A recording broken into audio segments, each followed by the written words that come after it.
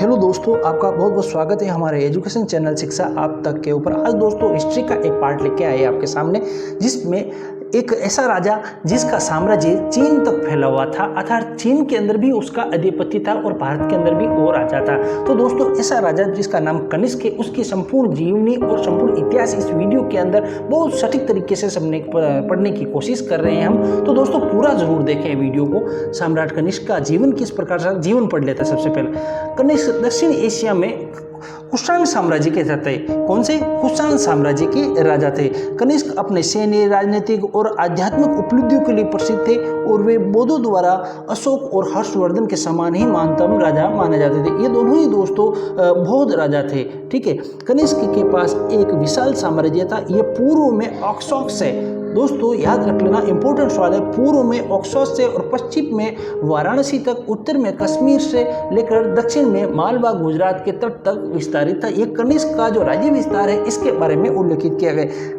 कनिष्क के सिंह सत्तारूढ़ होने की कोई तारीख निश्चित नहीं है, लेकिन दोस्तों तो भी विद्वान मानते हैं, लेकिन ये 78 ईस्वी मानी जाती है लगभग विद्वानों के द्वारा।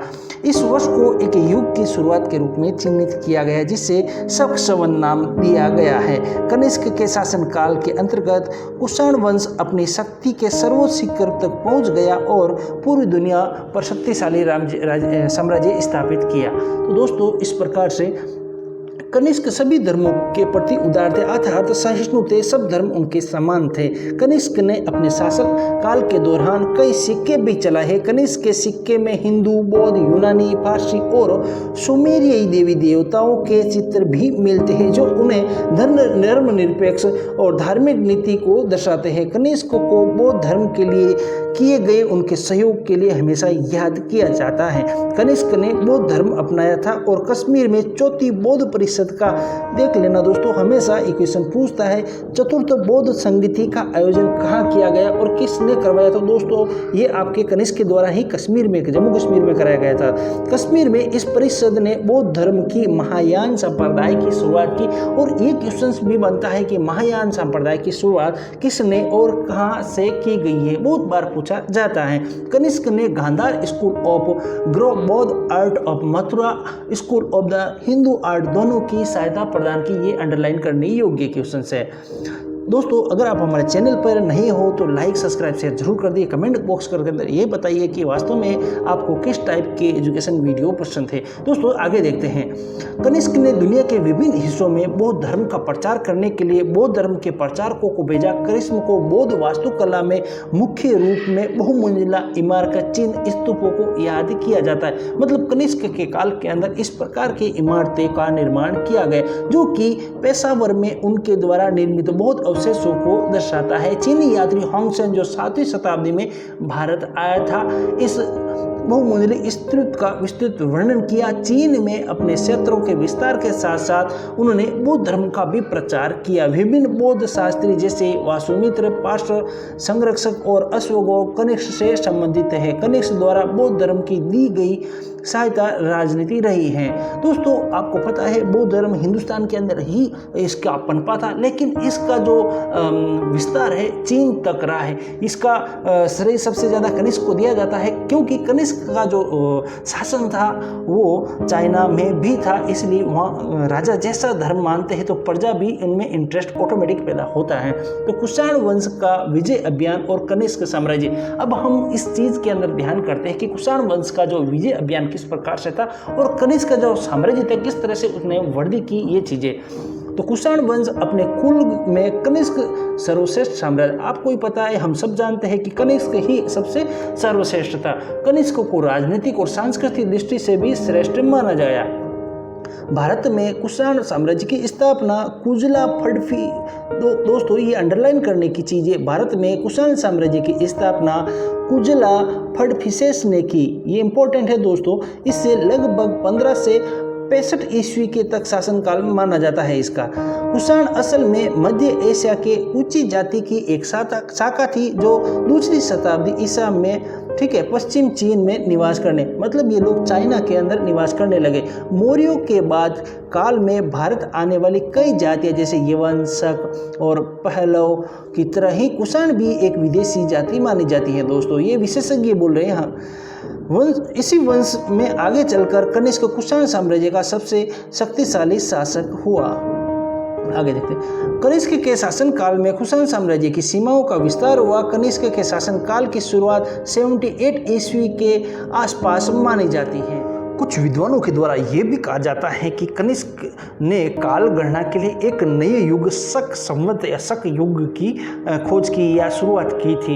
इतिहासकार में इनमें भी एक मत है, यानी वाद विवाद है कि वास्तव में की या नहीं की। शकों और पहलुओं को हराकर कनिष्क ने हिंदुस्तान के ऊपरी हिस्सों में सबसे बड़ा साम्राज्य स्थापित किया था, यह सब लोग जानते हैं। और इसी तरह से कुषाणों का शासन मध्य एशिया से उत्तर प्रदेश के बनारस, कौशाम्बी और सरस्वती सहित उत्तर भारत में फैल गया। कनिष्क के शासनकाल में कुषाण साम्राज्य के वाणिज्य और व्यापार व्यवस्था बहुत अच्छी थी, क्योंकि दोस्तों उनमें एक फायदा ये था इनका कि जो भी चाइना से व्यापार होता था वो कनिष्क के साम्राज्य के बीचों बीच से होकर जाता था, मतलब उसका जो रास्ता होता था वो उनके बीच में था।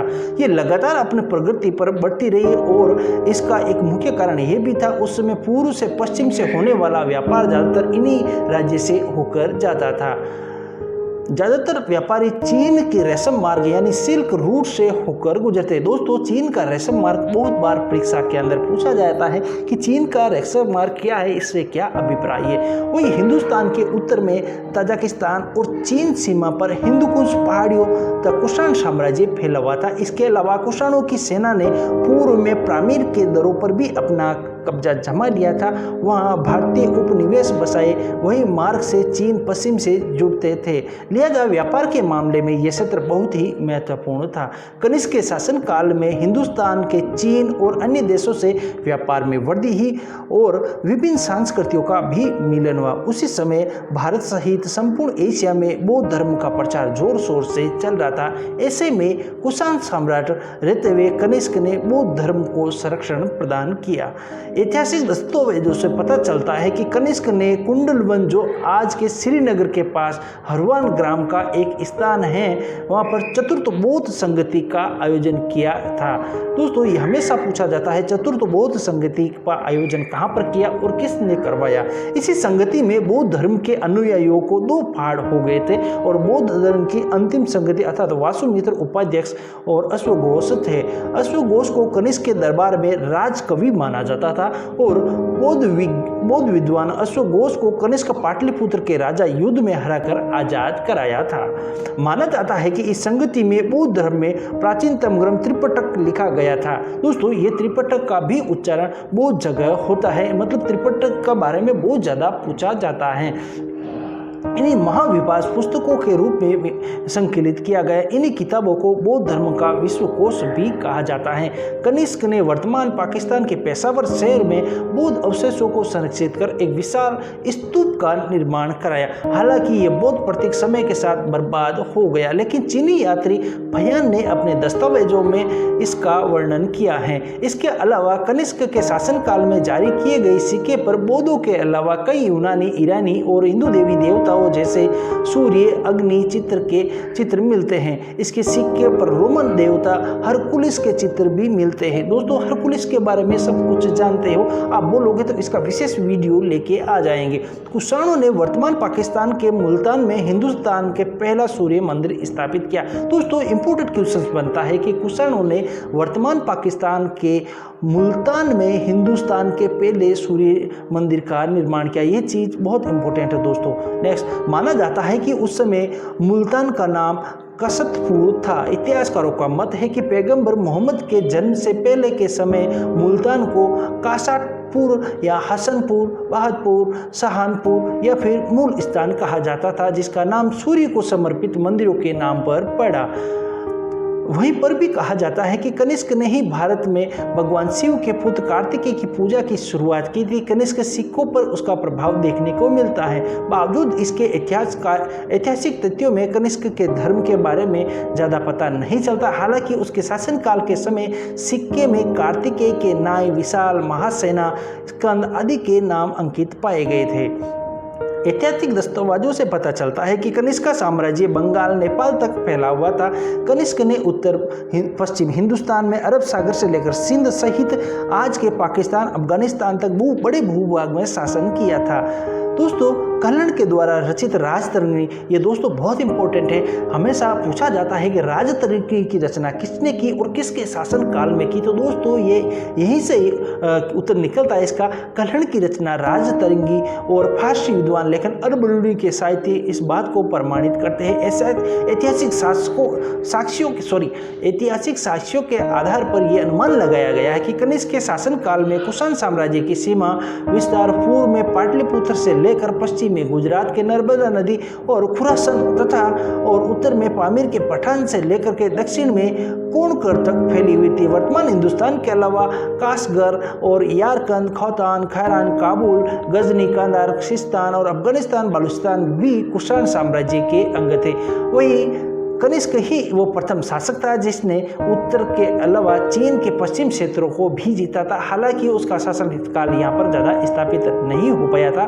माना जाता है कि कनिष्क के सम्राट की पुत्री पर अपना दिल हार बैठा था। ये चीज़ इंपॉर्टेंट है दोस्तों। माना जाता है कि कनिष्क चीन के सम्राट की पुत्री थी, उसके ऊपर वो फिदा हो गया था, जिससे उसका सामने उसकी पुत्री से विवाह का प्रस्ताव भी रखा गया, लेकिन राजा ने उसे खारिज कर दिया। ऐसे में क्रोधित होकर कनिष्क ने अपनी चीनी सम्राट पर आक्रमण कर दिया। मतलब उन्होंने अपना विवाह का प्रस्ताव रखा था, चीनी शासक था उसके सामने, लेकिन उन्होंने मना करने के उपरांत कनिष्क ने उनके ऊपर आक्रमण कर दिया। चीन की सेना काफी मजबूत थी, लिहाजा कनिष्क को हार का सामना करना पड़ा।